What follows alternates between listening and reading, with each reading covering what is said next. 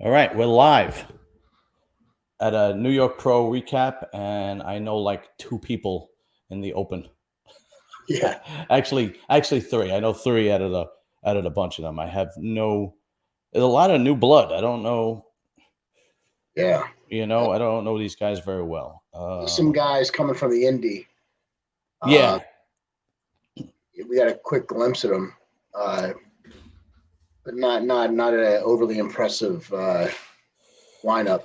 No, well, I actually spoke to Charles Griffin yesterday, and Yeah. I thought he was doing a New York Pro, but he's not. So yeah, he said he's sitting out this one. He's getting ready for another one. Right. I know he looked amazing, except that I think Blessing just like blew everybody away. I didn't think anybody thought he was going to come in like that. Charles looked good. Charles looked great. Charles looked good. Charles looked fantastic. That was Blessing. Yeah, I mean what a jump. Yeah, these guys, they just. I don't know what the difference is between 30 years ago and now. A lot of the 90s bodybuilders like to shit on the new generation, but these guys are getting better and better and better. I don't there was only, I don't remember, with the exception of like maybe Ronnie, Right. somebody making that kind of an improvement in a year. And he's not the only one. Like, did you see what Derek Lunsford looked like? Oh my God. Yeah. Holy shit. And he was in shape. It wasn't like he didn't have lines, Do you remember when at years ago when you used to go to the Atlantic States, and he always has that the top two guys guest pose. Yeah. And it was always Ronnie and Flex. Those were the two big ones in the 90s. And they were huge, but they were no lines, right? Right. These guys are monsters, and these guys are in shape, like just holding some water. They just look like they're waterlogged. I don't know how Derek Lunsford's gonna be a 212 bodybuilder. I don't know. So well, he's not. I heard he was going to the open. I heard the same thing, but then I heard that I actually spoke to Sean Clarita, and Right. he said that Derek said he's going to do one more 212 and then go to the open. So who the hell knows, man? These guys, they'll probably make up their mind the day before the show. So right. Who the hell knows? But I think he's 250. You're talking about dropping 40 pounds. That's a lot of weight. And it's not like he's a sloppy 250. No, yeah, exactly. And clear. And he was up there with Brandon and with Nick, and he was the one that everybody was like. So what's so scary impressive about Derek at this weight is that from the front, his waist, it's insane. He had a little distension when he turned to the side, but that's just from being in your off season. Yeah, but he had total control of his waist for the most part. So compared to some of the top guys that are up there, right? Maybe Hunter Labrada aside, that small waist, dude, that could be huge for him. Yeah, that's what's missing. That's what's missing with some of these top guys now. Yeah, especially with Rami. He's so big, but he's blocky. He has wide hips. He has a wide waist now. So you put that look into that lineup, and that's top 5, top 6.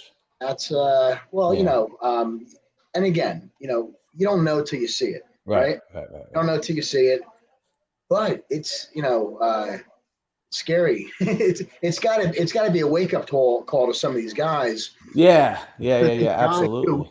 You hear for years, hey, you got to control your waist. You got to keep this under control. Then comes a 212 guy who nobody thought this guy was going to pack on that much. Now, who knows? Like maybe he just has this size and he's got to suck down to make weight and he loses and compromises himself. And I know I had to do that when I used to be a light heavyweight, when I used to suck down to light heavyweight, is I used to lose a little muscle to make the weight. So maybe he was been doing that. So the progression, isn't as dramatic as it seems, because he might be like this all the time and just sucks down to 212. Yeah, yeah, absolutely. So we'll see. It'd be an interesting few months coming up to the Olympia. Hold on, let me see if I could do this. I'm pretty sure I'm able to do this. Let's see. Screen layout, press Shift 6. Okay. Come on, let's see. Can I do this? Stop can. All right, the studio. I'm trying to bring on. See, I already forgot how to do. You believe this shit? Yeah. If I can't do it, I'll just fucking figure it out. But I'll just let me see. Shift A. No. Having issues. Share. That's what I wanted to do. Share screen. There we go. Okay. That's it. Okay. All right. Let's see. All right. How come we can't share? Share. All right. Come on. Where are you? Somebody trying to get on? No. I'm trying to bring up. Oh, pictures? Yeah. Select tab to preview. Let's see. All right. Let's try this again. How about that one? How about we select this tab? No. Ain't this a bitch? Chrome has lost permission to capture your screen. To fix it, go to system. Okay, maybe. I don't know. Oh, that's right. That's what I had to do. Okay, sorry. I'm an idiot. There we go. Okay. www.instagram.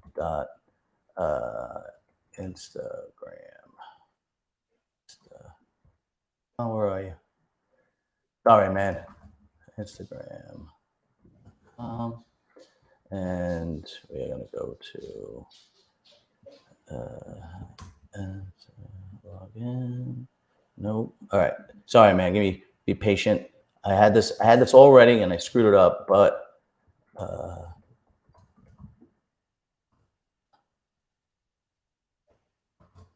now I should be able to do it.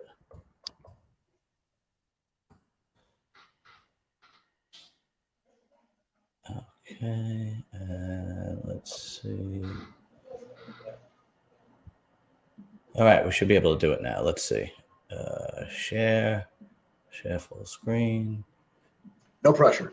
Yeah, really. Tell me about it. Come on. The fuck, man.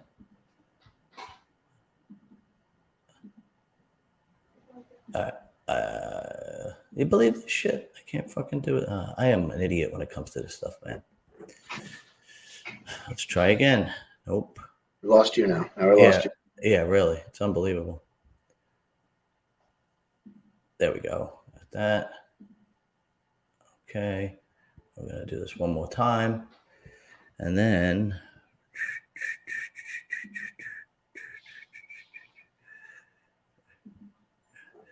screen sharing is easiest with two. Okay. Sharing workspace is a good computer. Save, follow these steps.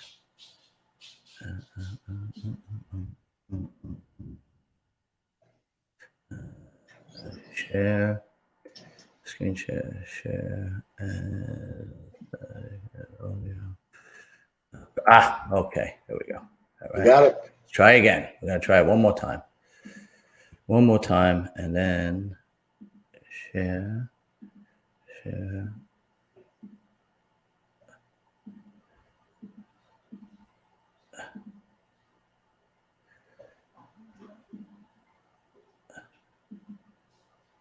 Forget it. Forget it. I don't know what the hell I'm doing. All right. I'll figure it out another time. What are we trying to pull up? Just pictures? Yeah, I'm trying to pull no big deal. I'll figure it out. I'll fucking figure it out another time. No big deal. What are you gonna do? Anyway. Yeah. So let's see. All right. Nobody's clicking in so far, but fuck, bro. I fucked up. My girl is sick, and okay, so that guy's out. All right, no problem. Okay, no problem. All right. So let's just jump right into it because this is like long enough. All right. So the Open. Yeah. Man, there's a lot of guys I have no idea. I mean, I wish I could run down. I wish I could run down and say, Blessing is probably going to win again, but the truth is, I don't know what half these guys look like. So, based upon what I looked into, it could be Blessing and Charles again.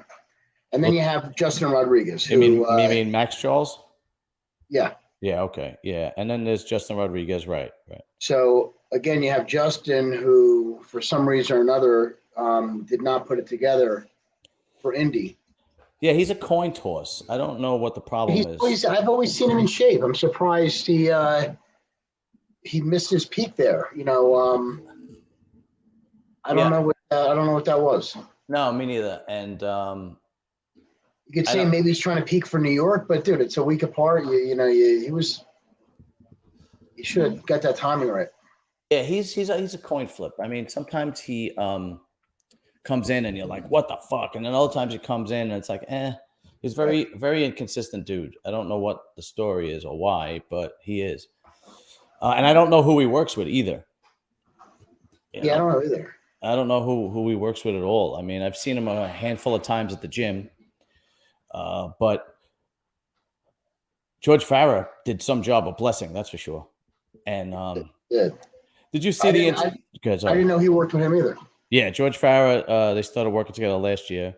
Right. And did you see the interview with Blessing on Fouad Abiad's YouTube channel? No. I have this pet peeve. Maybe because I'm like, I don't know, a little bit old school. Maybe because my father was like hard, but I hate when guys cry. I hate when grown men cry. It drives me crazy. Unless like your mother just died, I mean, Who's crying? Blessing. He was telling a story about how Aaron Singerman gave him the contract for Redcon 1 and how happy he was and how Aaron is a good dude and so on and so forth. Because before that, there was another supplement company that dropped him. And he started crying, and I don't want to sound like a cold-hearted bastard, but you could tell the story without weeping, And then then they let him go again. Then Redcon let him go recently. Oh, they did? Yeah. And apparently they let go a lot of guys. They let go of James Hollingshead because I know he's with Yamamoto Nutrition now. and they let go. I think the only guy they have left is Kai. And apparently they're trying to take the company in a different direction. I mean, I don't know why. I have no idea why they would want to do that. Right. But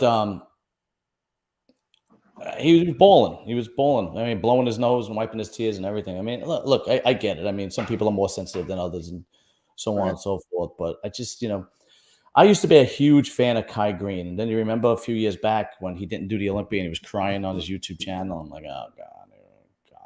I just can't. I don't know. I went to a wedding Friday night and the groom was bawling his eyes out.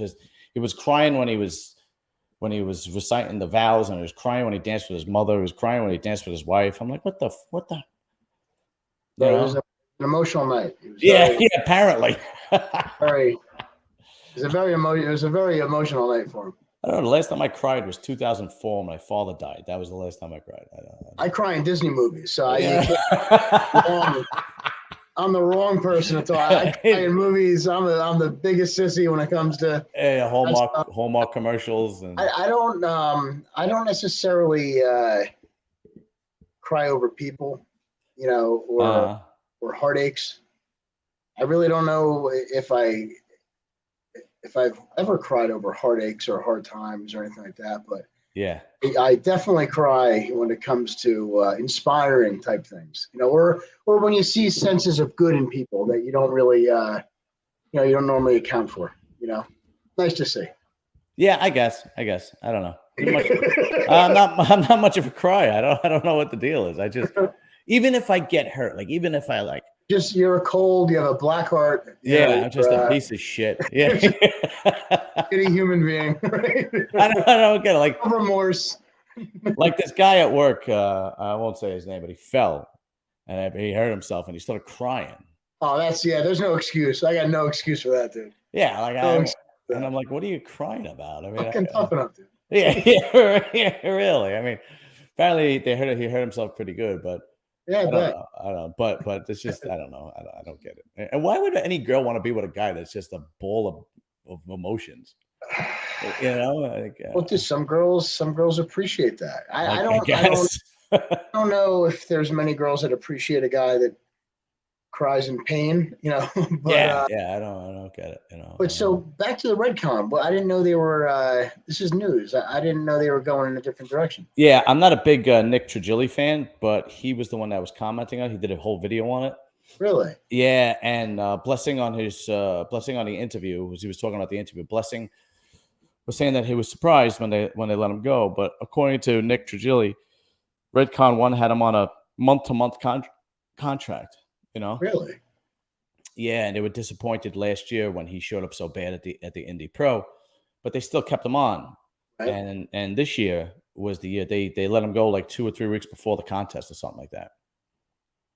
Yeah, Didn't know that. which is a pretty shitty thing to do. I get it, but Yeah. I mean, like if people think being a bodybuilder is not that I know. I mean, you know better than anybody. People think being a bodybuilder, you just turn pro and you have all this money coming in, and that's just not the case.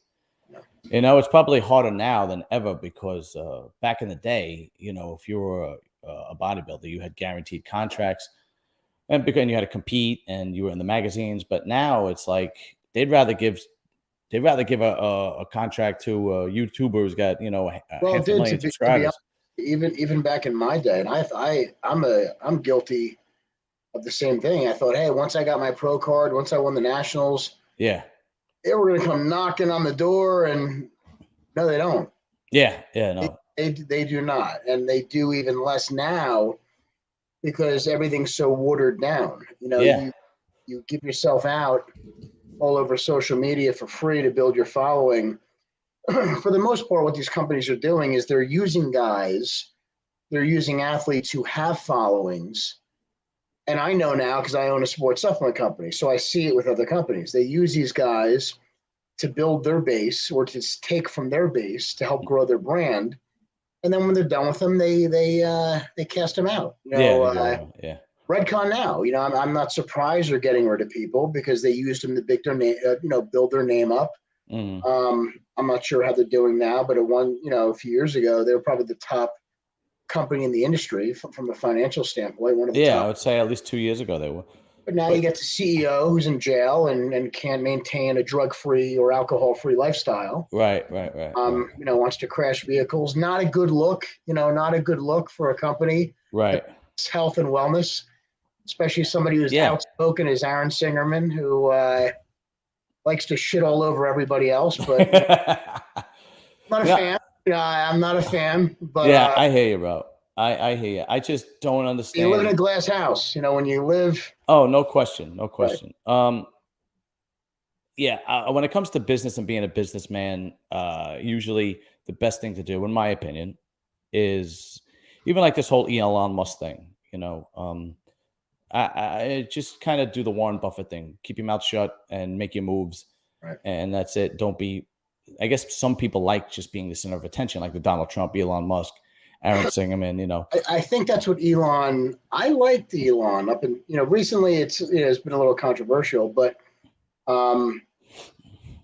I he think likes now, to use Twitter and drop and rip people apart.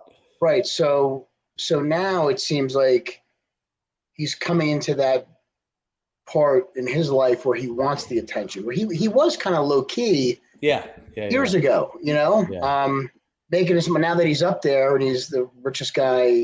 Literally richest guy in the world, and he's Right. once you have that kind of money, you're uncancelable. Yeah. So now I think he's going after the notoriety. Maybe it's his first or second midlife crisis. Who Yeah, knows? who the hell knows? But he's doing something right. But for a supplement company, what direction? Every supplement company that you and I know of that went mainstream took a shit. Right. I think Muscle Tech was one of them, right? I mean, you could buy Muscle Tech products in CVS and ShopRite, Yeah. but everybody knows that mainstream people, they might buy a jar of protein and they're like, I'm going to hit the gym, and they go for 2 weeks and the protein stays in the closet forever. Right. Where guys like you and me, I'm buying supplements every week. Right. You know, what kind of direction would a supplement company go if not the hardcore element? You know. So that's something I've seen in this industry time and time again. Mm. And it's something where, and look, I don't want to say too much because I have my own business and my own business model that I'm trying to fulfill and live up to. Right. But the reality is you're only going to get so big financially, with your market, right? Mm-hmm. If you want to really grow and become this multi-million-dollar company like Redcon, like a Muscle Tech, like a Dymatize, like these companies before that have done this, and like you said, they kind of turned to shit. Mm-hmm. Is you have to go into that mainstream market. They build their brands in specialty.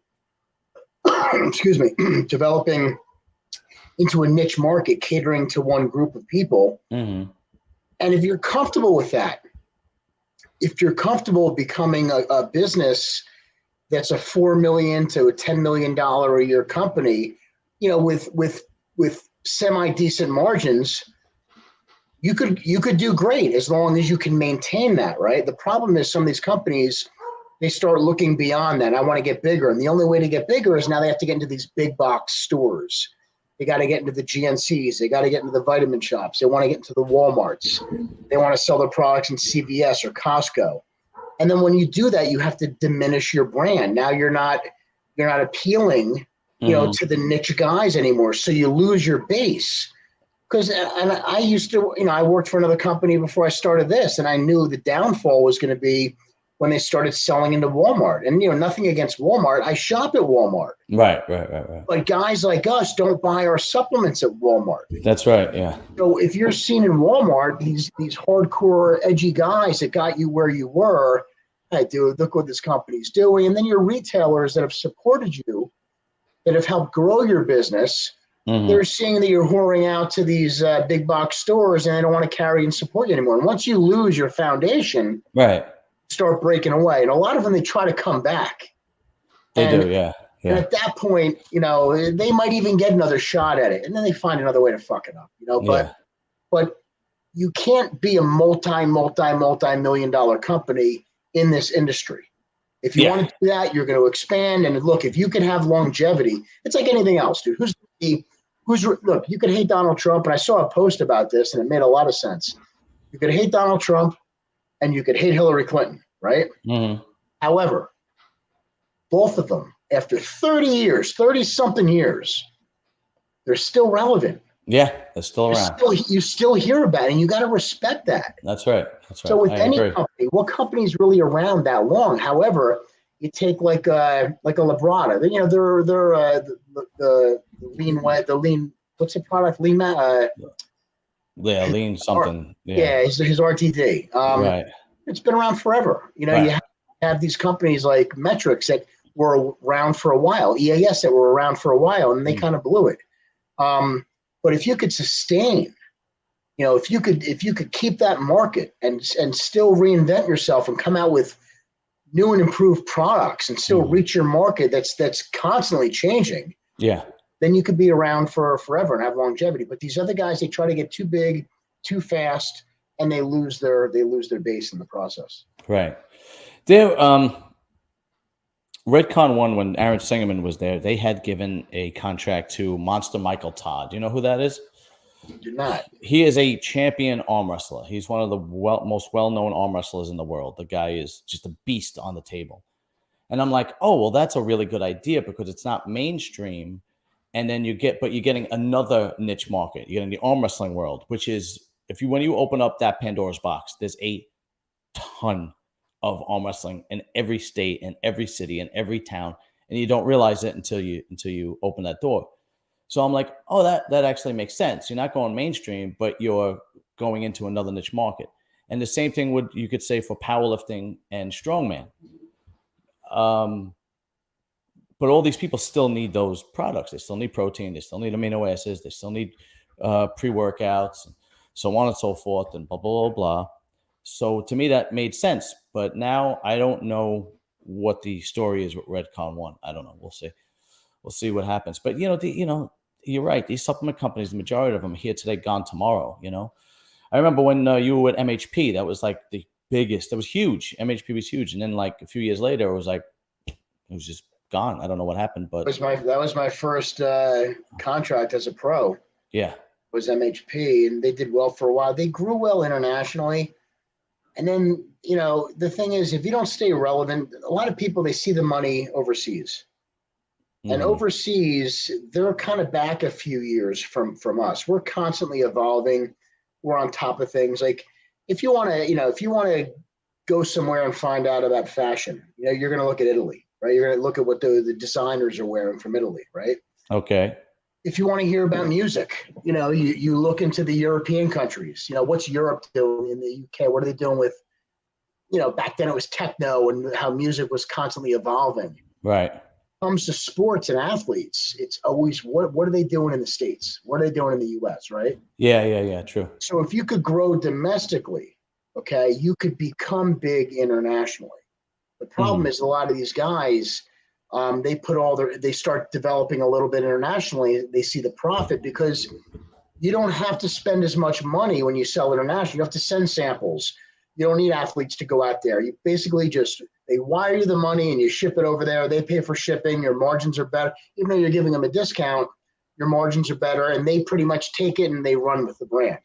So a lot of these companies, they grow big internationally and all of their inventory goes there, and they neglect what they're doing in the States because, dude, it's tough in the States. There's a new company coming out every couple week. Of months. Right. They're all flash in the pans. They're all like they want to be hot. They want to be fast. They want to be the. You can't grow a brand that way. You got to grow organically. You got to take your time. You got to, because you're going to make mistakes, right? Everybody's going to make mistakes. So it's better to make mistakes with a smaller market and fix them and evolve than it is when you're widespread. You make a mistake and you might not get back in. Right. So I see a lot of people making mistakes when it comes to that, and they don't pick up on them because they're trying to grow too fast. And then one bump in the road, and you lose your turn in line. Yeah. I think the approach you're making is great because you said you're basically trying to stay hardcore, go to the places like similar to the Ari's Nutrition place where the hardcore owner and so on and so forth, the mom and pop shop, if you want to call it that, but it's not really a mom and pop shop. It's just that's the terminology. The brick and mortars and mom and pops. I just got back from a trip. I was out in Massachusetts and Rhode Island all week, so I just got back today. But I'm growing the brand, But you want to grow it organically. You want to grow. You want to develop your roots and grow the brand and spread it out. This way, when you do build a base, you get people that like your brand. They respect your brand. They trust your brand more than anything, and then you start to develop that brand loyalty. Right. Yeah, and I've tried a bunch of your stuff now, and I'll be honest with you, and I'm not blowing smoke up your ass. It's good shit, and everybody who has tried it likes it. I have a friend who owns a spot in Pennsylvania, and without even my influence, he did like a small Facebook clip about your pre-workout. I sent it to you.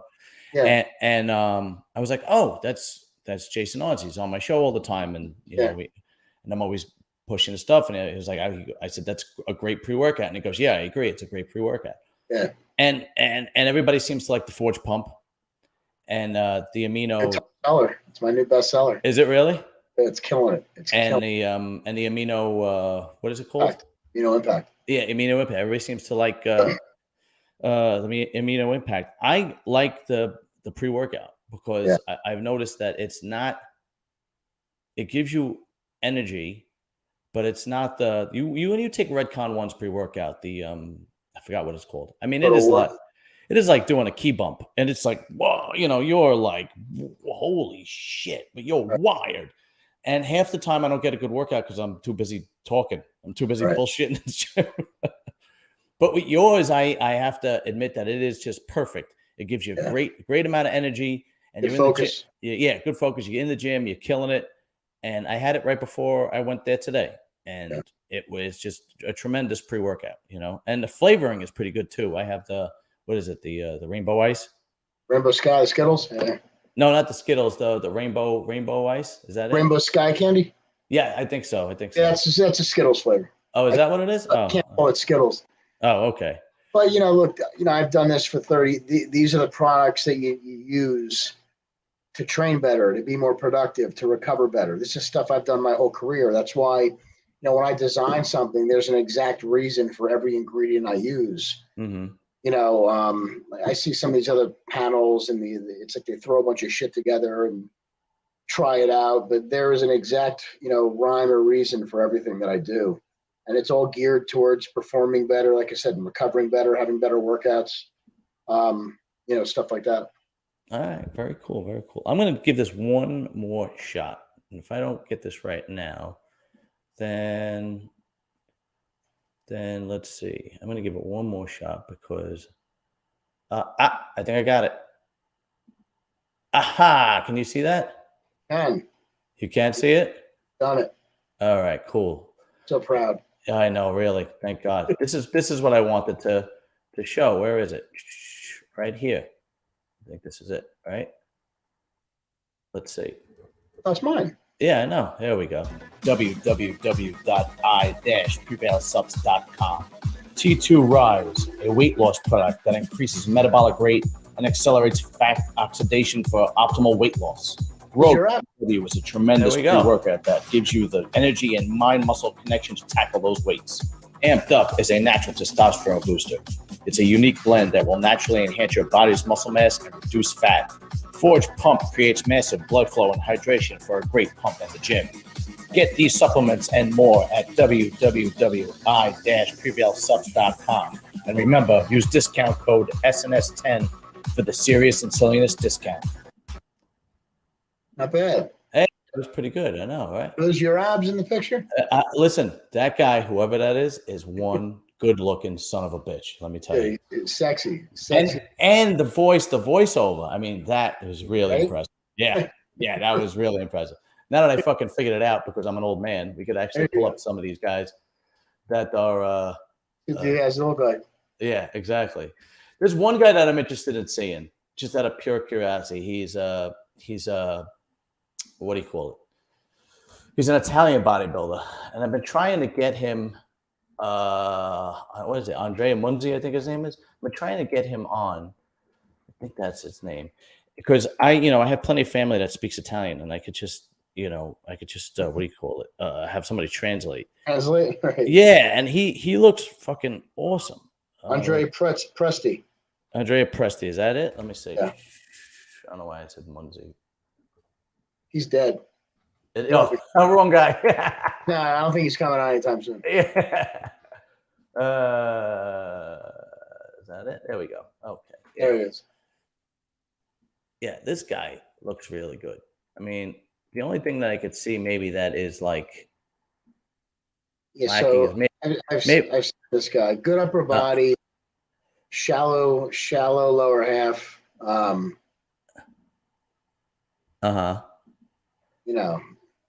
You have any front shots around? He gets in shape. Yeah, he's got great shape. You might be right about the legs. Oh, here we go. Okay. Yeah. Yeah. All right. I mean, they're separated. They're chiseled. But in this lineup, it might not be too bad. Believe it or not. Well, there's a lot of guys in this lineup that are lacking down below. And I don't mean that from a sexual point. Oh, here we go. Here's a good development point of view. There we go. There's a good shot. Yeah, I could see that. Separation. He's got good detail, but he needs more thickness and roundness in the legs. Mm-hmm. Because he's got a really good upper body. Right. But he's not symmetrically or proportionally pleasing when it comes to upper body to lower body dimensions. Then there's another guy that I'm really hoping does well, because he's become a friend. I had him on the show, and we keep in touch. And Douglas Frusche. Yeah, he's from the West Coast, I think, right? Yeah, and where are you? Right there. And he comes in chiseled. I mean, he comes in shredded. Let's see if we could find the shot, because I think he did the Boston Pro. But he's tall, and I don't know if he fills out as good as the other guys. But let me see. Yeah, this is the back from the Boston Pro, right? So you can see how chiseled he comes in, right? I mean, the hamstrings, even the calves are straight, his glutes, his lower back. The thigh, the front. Yeah. Let me see. Let's see if I can find a front shot from the Boston Pro. Here we go. Oh, there we go. You know, it's not out of proportion, but I think he's tall, so he doesn't fill out as much as the other guys. But he comes in, really comes in chisel, you know. And I think in this lineup, he could probably do some damage. Yeah. You know, who else do we have? Let's see. You have the guy Theo something. Let me see. Got a whole bunch of guys. I have no clue. Oh, another guy that I think might actually make some Dorian Hayward, but he's another maybe top 10 guy. Yeah, this other guy who I think he might make some noise is Peter Calhoun. I believe that's who it is. Let's see, Peter. If I'm pronouncing his name right. Oh, Cleanser? Yeah, I don't know if I'm pronouncing his name. A-L-A-N-C-I-R. But he is one big dude, man. And I know he's European. Right. I know he's European, but I know I haven't seen him much on stage, but he is a pretty big dude. He's a good shot. And he's got good legs. See, now look at that. Like, you know, there's where the other guys are lacking. He looks tall. Mm-hmm. I think, right? Yeah, I don't know how tall he is, but he looks tall and filled out, and he looks good. He's round, he's complete, good sweeping thighs. Like that's the kind of development you expect when you see a pro bodybuilder. Right. Yeah, I agree. You can't, and the New York Pro, dude, there's been some winners that go on and then do some damage. It's a tough show, you know. Yeah, you're not kidding, man. I mean, the better pro shows out there, and you can't go in there with weak development. So this guy, you know, will hold his own, and we'll see how he compares with the top 3 names that show up. Hopefully, they're all in shape. Yeah, definitely. And you know, I'd like seeing the new guys come up. You know, it's like, oh shit, no, who's this guy? You know. Yeah. But let's see. Let's pull up some of the guys. I have no clue who they are. Paul Baker. I don't know who Paul Baker is.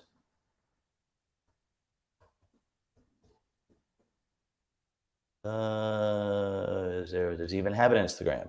I don't see anything. No, that definitely ain't him. You imagine that? That ain't him. I don't know who Paul Baker is. Okay, let's try another one. Let's see. Was a Japanese guy in there. Let's see. Joe G. Sakine. Let's see if that's him. Oh, I don't know. You had the guy Bruce Nolte? Let's see. Bruce Nolte. He's from Jersey. Is he really? I thought he was a men's physique athlete. Yeah, that's weird.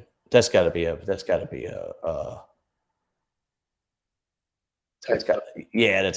a mistake. There's no way he's not a bodybuilder. Yeah.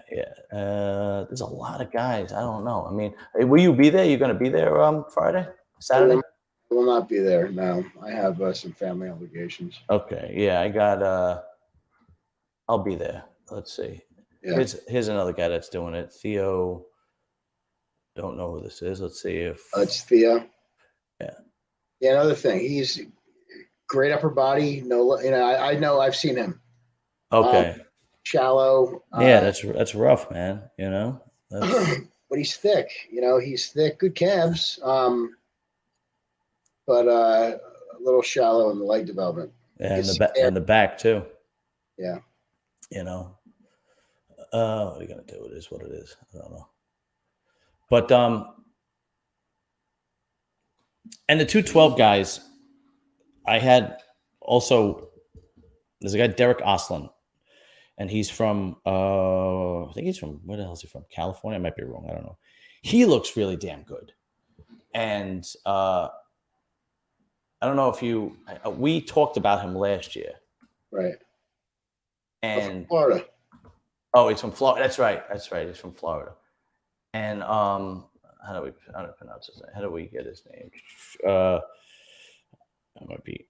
Wes-L-I-N. Here we go. Yeah, I know everybody spells that name different. Derek. There we go. He put up this post 10 days ago, man. I mean, that's impressive. That was 10 days ago. Wow. And he hasn't put up anything since.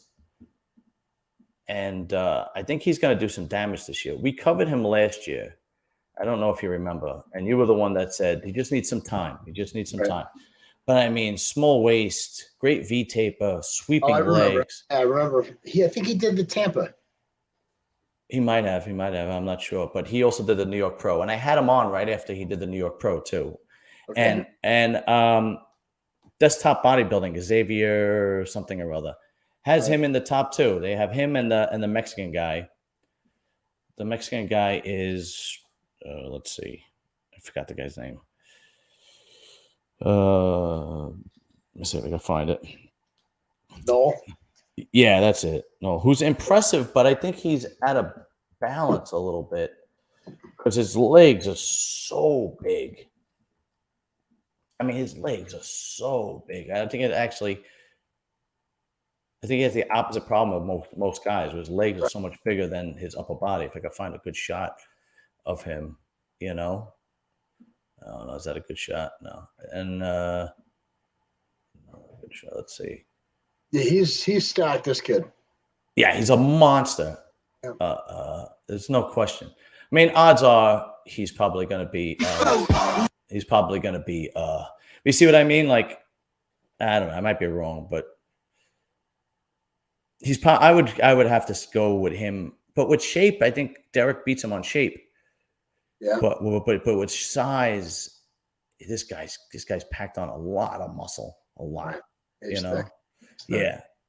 And there's one other guy here we go. Yeah. Look at that. That's insane. Yeah. There's one other guy I want to give a shout out to because I think this is his first pro show, and he's from Staten Island, and I've known him for years. And his name is Mike Gelati, and yeah, I've seen him. Yeah, and he looks pretty damn good. But he's probably around my age, I would say. Yeah. I don't know if he's definitely going to come in shape. He's chiseled, that's for sure. Yeah.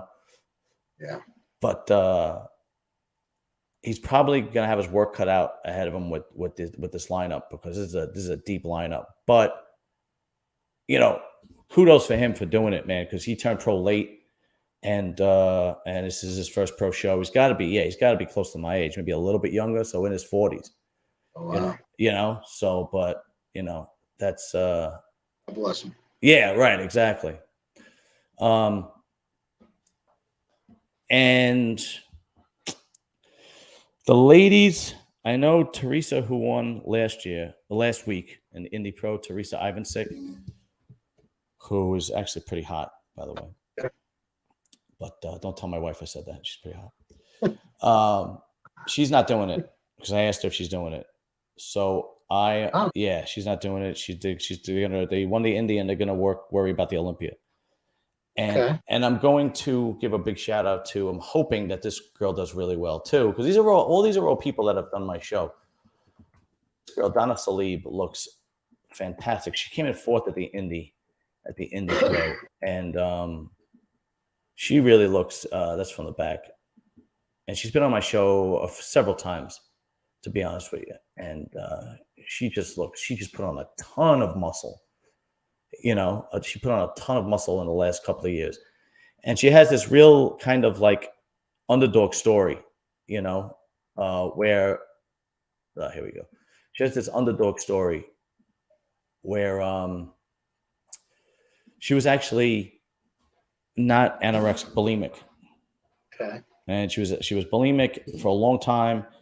And she was always into working out, and then she overcame her demons and was able to overcome it so much that she became a pro bodybuilder and is able to eat like a bodybuilder now. Right. And that says a lot from somebody who is afraid to eat to somebody that eats enough to put on that much muscle. Yeah. That's impressive, That's tough. but there we go. But as far as the girls go, I think that's all I know is I actually competing, and the other girls that I've interviewed aren't on. Because I'm not a big, because I'm just doing this by myself, when somebody agrees to come on, I'm grateful. So I'm always like trying to tell them how, push them and be supportive and so on and so forth, because I'm grateful that they come on, because like I'm not Generation I, and I'm not RX Muscle. I don't have a 500,000 subscribers. I got nothing. And these people still come on. Even somebody like yourself, very grateful that you come on and we do this and so on and so forth. So I try to give these people a bit of a push for whatever I can. Not that it's anything great, but and that's about it. And then that guy, Vinny Gelati, is training a guy who's doing the Toronto Pro and Classic Physique. Did you see him, Mike Van Sant? I did. What is Vinny doing? I thought Vinny was getting ready. Has he got the Masters something coming up? He's got the Masters something. I'm not 100% sure.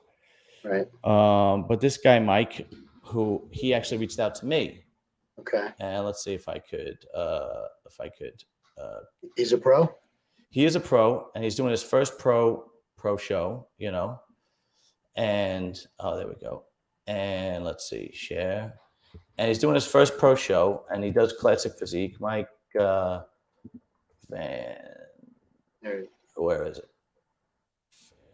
Something like that. There it is. Okay. And he won the no, wrong one. No, that's not it. Let's try again. I know, really. Mike. Isn't it Van Houten? No, that's a guy I work with. Oh. Let's see. But anyway, he's doing his first pro show. He's doing the Toronto Pro. I'll find it. And he's really like a modest guy, right, which you don't see much in bodybuilding. Where are you, Mike Van?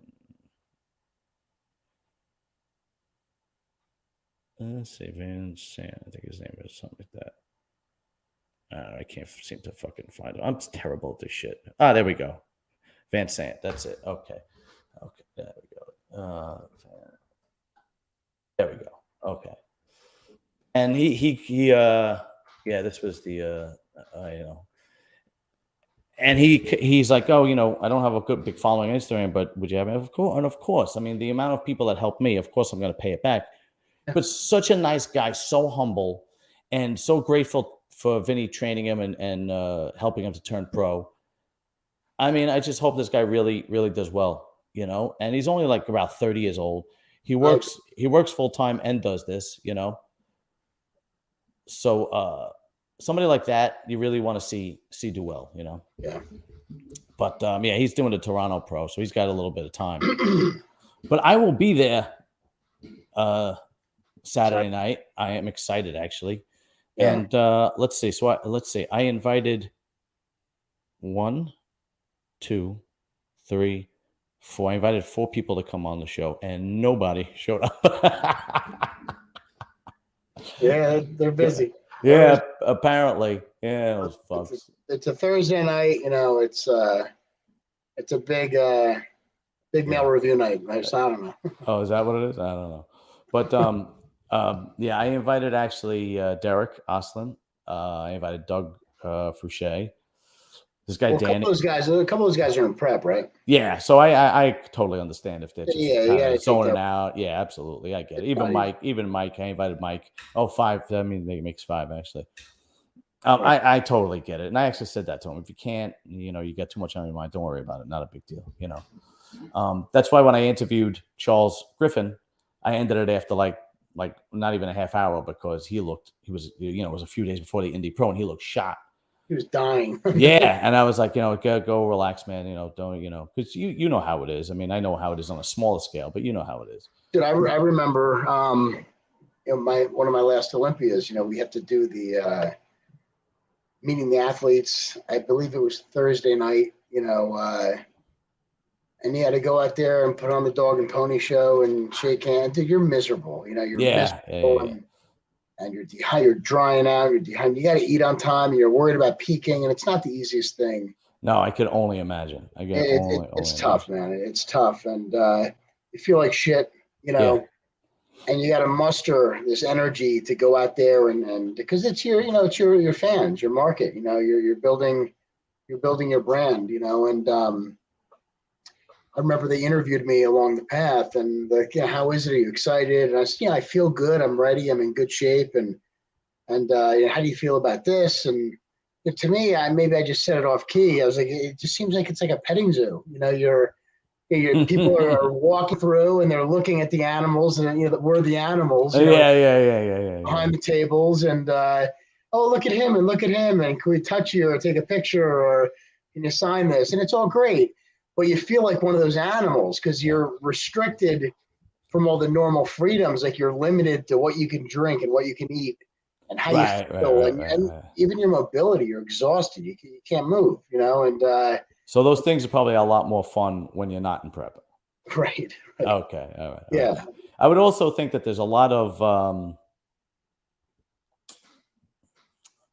pharmaceutical stimulant usage during that time. To get you through that. Like, I got to be happy and put a smile on. There's something I could take. It could be. There could be. I can only speak for myself. I mean, I know of some other guys that have done some stimulants to get themselves going, but then you're taking, then you're going in a direction that could offset what you're trying to achieve. You don't want to speed your system up. You don't want to. Good point. Yeah.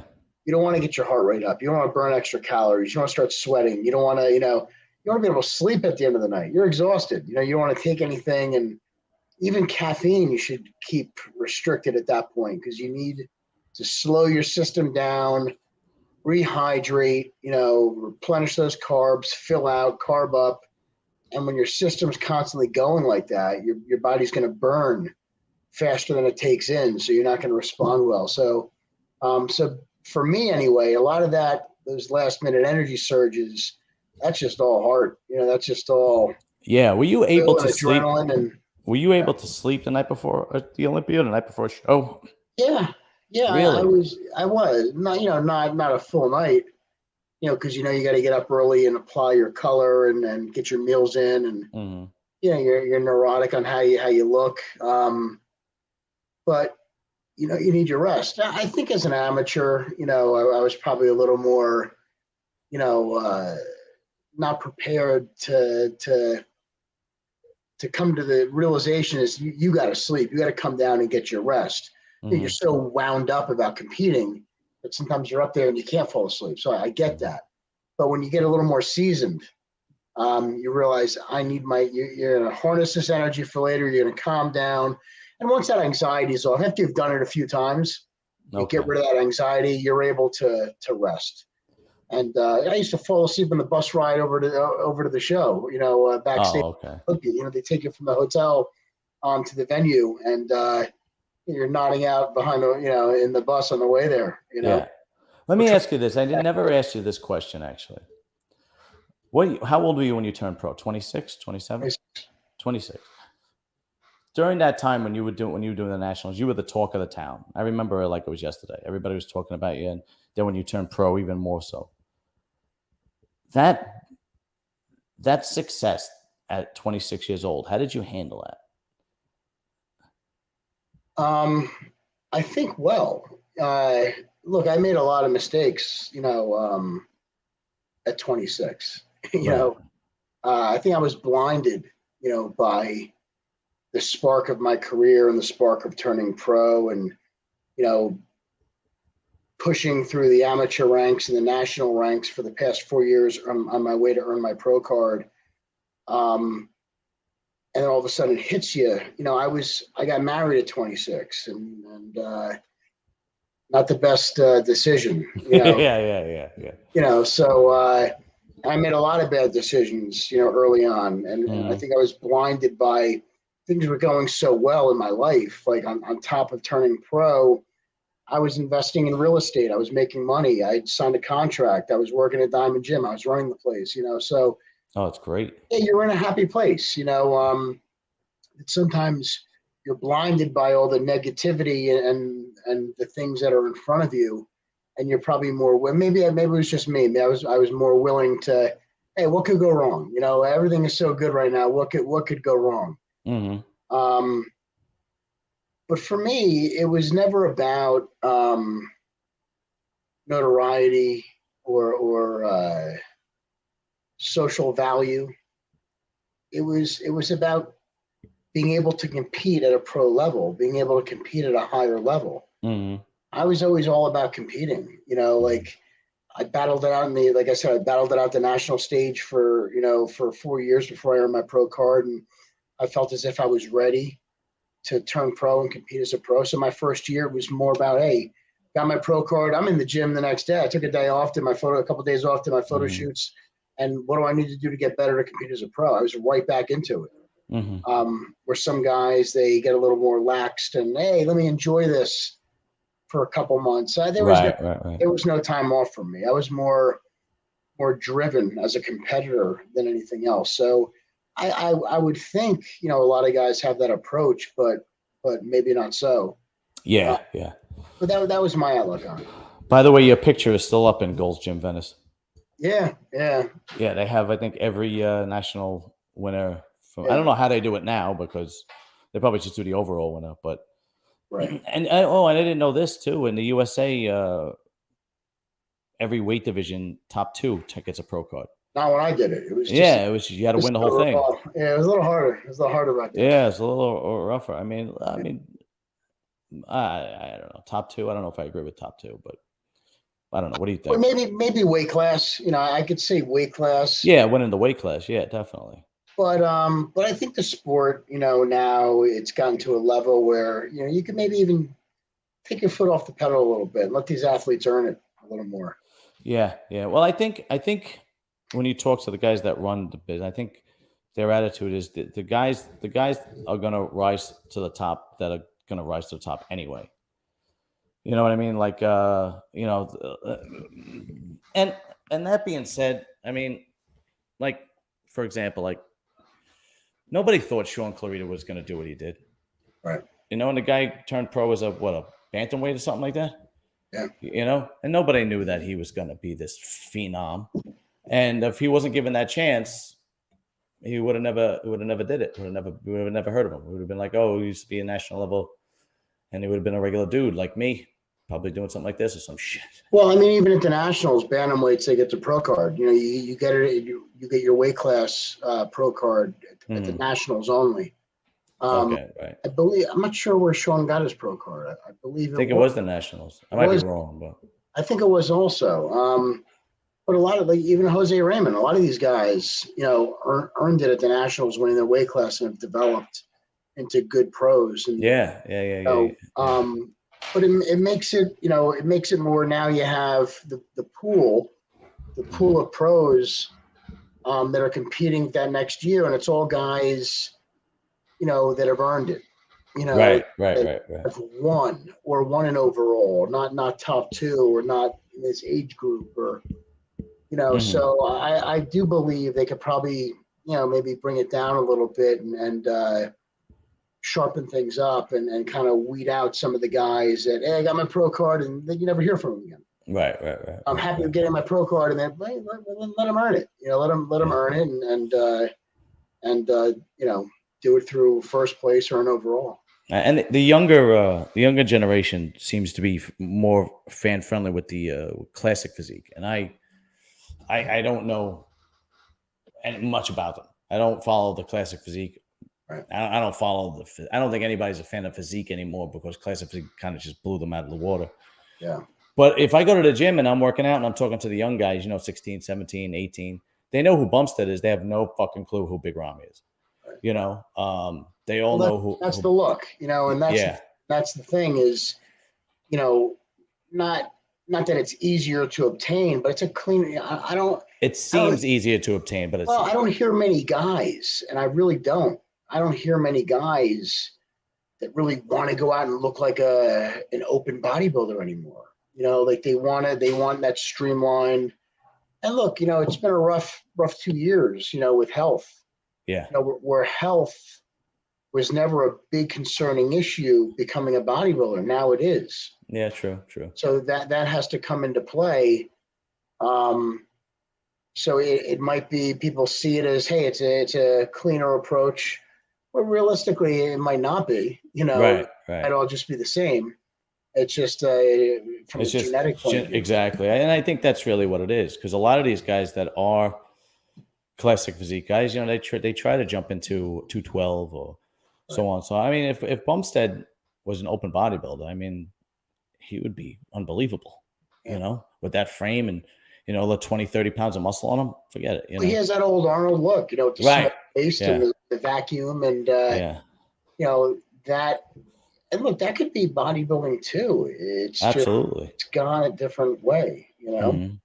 Well, it seems to be coming back. I think when social media started making a big stink over the bubble gut and the extended bellies and so on and so forth, especially when Phil would win every year, I think that really made them crack down on it. And now you see it a lot. I mean, there was this rightfully so. I agree. Absolutely. There was this one where Rolly Winkler did the Arnold, and he was really out of shape, and he had this bloated stomach. And then his next show, I want to say it was the Arnold Australia, but I might be wrong. And he came in, and all of a sudden he's doing a vacuum. Right. And I'm like, so it is possible, and it can be corrected. But these big dudes are coming in hard, big, round, and they're doing the poses that of the Arnold generation, the vacuum. I mean, Charles Griffin always had a problem with his midsection, right? But he did the vacuum to compensate for that, and it looks great on him. The problem was Blessing did it too. I was not expecting that. But we'll see what happens. I don't know. Yeah. All right, so it was just me and you again tonight with nobody else. But what are you gonna do? Shit happens. That's all right. Yeah, exactly. All right, so but I Prevail subs. Discount code SNS10. You saw the commercial. Great stuff. You're not gonna drop me from your supplement company, are you? No, you are part of the brand. Now. Oh, you're not gonna put me out to pastor like Blessing. You're a staple. I get you for cheap anyway. Yeah, real cheap. You just got to come on here once in a while. All right, man. Listen, yes, I'm going to be at the show Saturday. So if anybody sees this shirt, just come up and say hello, please, because it makes me feel good that people know me. And and click and like and all that good stuff. Subscribe, click, like, all that bullshit. And I won't be with my wife, so if there's any beautiful women that want to come talk to me, right. OnlyFans, any of the OnlyFans stars, and anything like that, feel free. I can't do anything, but at least you'll make me feel good. Sons of bitches. It's all about raising self-esteem, right? Yeah, that's it. And believe me, I need it raised. Yeah. All right, dude. Thank you again, man. And yes, we'll touch base, and maybe we'll do a wrap up next week on the New York Pro. We'll see. We'll talk over the weekend. Okay, you got it, man. All right, man. Enjoy the show. Thank you. All right, be safe.